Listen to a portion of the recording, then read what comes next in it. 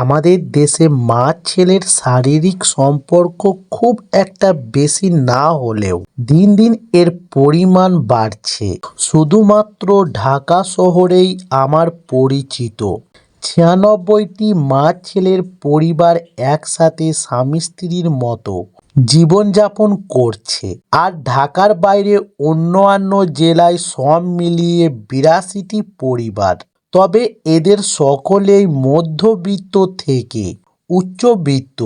নিম্নবিত্ত কোনো মা ছেলের শারীরিক সম্পর্কের কোনো ঘটনা আমার জানা নেই বা তাদের সাথে আমাদের পরিচয় নেই।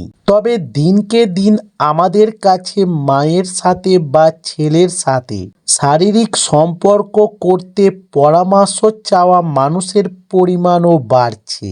এমনকি এখন অনেক মায়েরাও আমাদের কাছে পরামর্শ চান। তারা তাদের ছেলেদের সাথে শারীরিক সম্পর্ক করতে ইচ্ছুক। এমনকি তারা তাদের স্বামীকে ডিভোর্স দিয়ে ছেলেকে বিয়ে পর্যন্ত করতে আগ্রহী।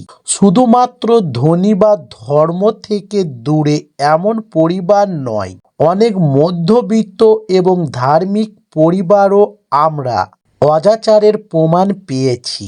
তবে বাংলাদেশের জনসংখ্যা বিবেচনায় এই সংখ্যা খুবই নগণ্য। তবে আমি আমার কাহিনী বলি, তাহলে বুঝবেন। আমার বাসায় রুমে ৩টে ফ্ল্যাট, বাবা মা আমি থাকি, আর আমার একটা মামাতো ভাই থাকে। বাবা সরকারি চাকরি করে খুলনাতে। সপ্তাহে একদিন বাসায় আসে। তবে আমি একদিন দুপুরে বাসায় এসে মাই ফোন দরজার লক দেখে আমার হাতে চাবি দিয়ে গেট খুলে ঢুকছি। ভাবছিলাম সবাই ঘুমায় দুপুরে। তবে ঢুকে দেখি মামাতো ভাইয়ের রুমে দেখি থাপানির আওয়াজ।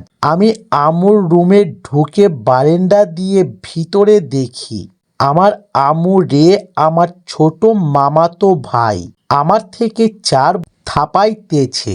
আসলে ও নিচে ছিল আর আম্মু উপরে আপ ডাউন করতেছিল। এটা দেখে আমার রাগ উঠছে ও সেক্সও উঠছে। তারপর মোবাইল ক্যামেরা দিয়ে ভিডিও করে রাখলাম অনেকটা। তারপর বের হয়ে গেলাম বাসা থেকে। রাত্রে বাসায় এসে মাকে দেখি রুমে বসে মোবাইল টিপে। তখন ইমোতে তাদের ভিডিওটা পাঠানোর পর আম্মু দেখে দৌড়ে আমার কাছে রুমে আসে। এসে বলে, বাবা এগুলা কেন করেছো? ডিলিট করো, অন্য কেউ দেখলে সম্মান থাকবে না। তখন আমি বললাম, ১১টার দিকে এসো, তোমার সাথে আমার কথা আছে। কথা শেষ করে সবটা ডিলিট করে দেব।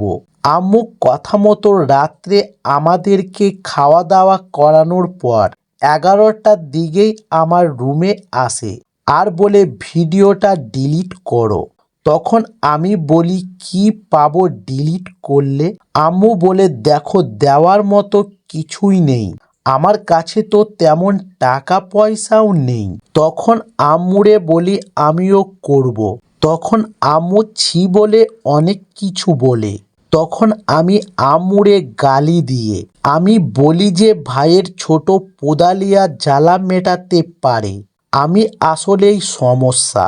এরপর কিছু মা ছেলের বাংলা ভিডিও সাইড থেকে দেখানোর পর মা গলে গেল আর বলে একবারই, কিন্তু এরপর ডিলিট করতে হবে। এরপর আমি আর আম্মু আদিম খেলায় মেতে উঠি। আজ প্রায় ৬ মাস ধরে রেগুলার করছি। মামাতো ভাইকে অন্য জায়গায় শিফট করে দিয়েছি।